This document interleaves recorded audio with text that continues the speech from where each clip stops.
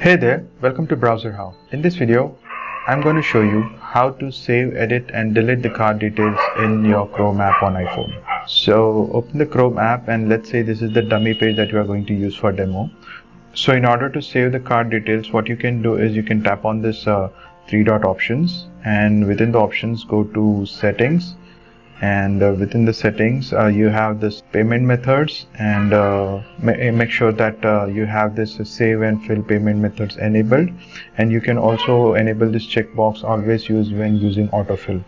So once these two options are enabled, you can just tap on this add command here, and which will ask you to enter the card name, number and all other details, so you can just quickly fill in the details. So let me just enter the dummy details here for now. Okay, so I have entered the dummy details. I can just tap on this add command here, which will save the card. So in order to use or autofill the details, what I can do is on the payment details, I can just tap on this card number, which will display this dummy 4242 as in the keyboard, where I can just select that and verify myself with my Face ID, and the card number will be autofilled. So in this way you can save and autofill the card numbers.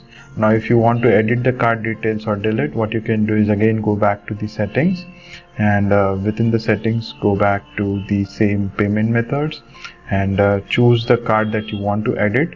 You can just tap on it, and it will bring you to the editor page, and here you can change whatever details you want to change. Tap on this edit command at the top and make the changes that you want to make. Say suppose I want to change the expiry month, and hit on done. That will make the changes accordingly.